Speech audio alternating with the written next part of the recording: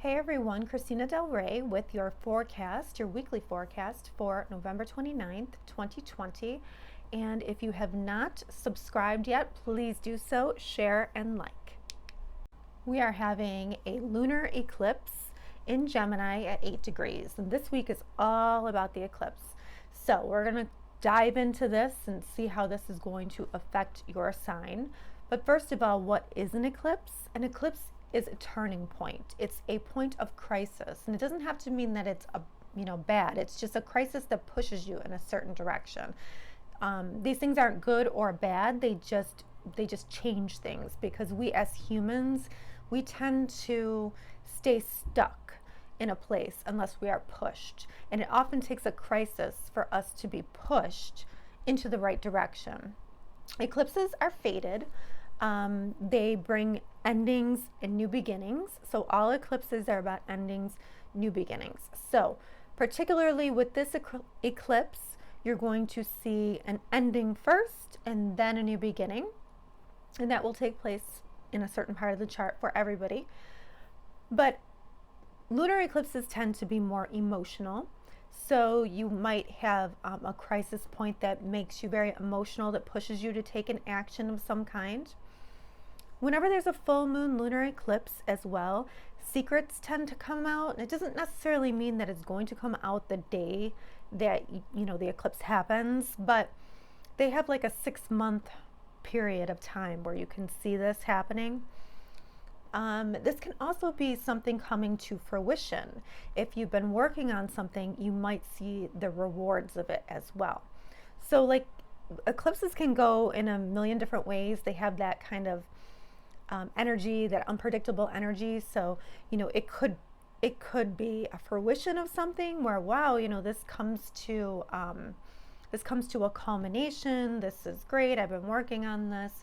Or it could end something and push you right in a new direction. Try to think back to where you were 19 years ago.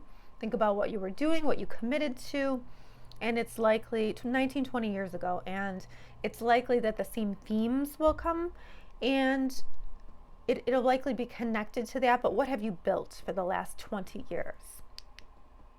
For those of you who study tarot, you know that the moon symbolizes like the hidden information. So in a lunar eclipse, when the moon can't reflect the sun, it goes dark. And then, for a minute or so, and then, then it's able to shine the light again. Well, that moon represents what's hidden, what lies beneath. And when the light comes back on, that's kind of when you see the truth. Okay, so let's see what this means for each of your signs. Okay, so Virgo, what is going on in your life? There is an eclipse going on in your 10th house that's major. So the 10th house is your status, your career, your long-term goals. So there's an ending here or a culmination going on. There's some kind of something coming to fruition that you've been working on for a while. But an eclipse, and like I said, it doesn't have to be like you see it right away. It can be down the road a little bit. So pay attention to that. It also has to, it also has to do with like work home balance too. So something is up in that area. And this is also like the house of bosses as well. So maybe, maybe you come, maybe a boss recognizes you for something, or, a boss leaves and a new one comes in. But eclipses here kind of change. It could have an effect on how we know you or your reputation. And Mercury being your ruler, it's like there's some kind of communication here. And Mercury, your ruler, is in the 3rd house. That's the house of trips. That's the house of neighbors, cousins, siblings.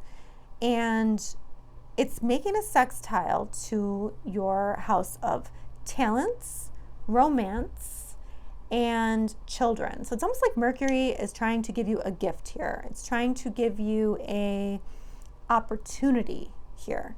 So maybe this has to do, maybe you have an opportunity to travel for, work on your talents.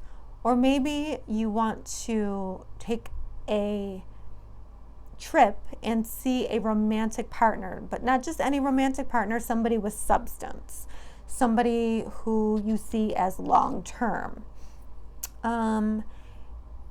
This could also be thinking about and maybe putting into action working with a talent that you kind of really sort of shrugged off before, but yet like people are encouraging you, like siblings, neighbors, cousins, or maybe even the internet is encouraging you.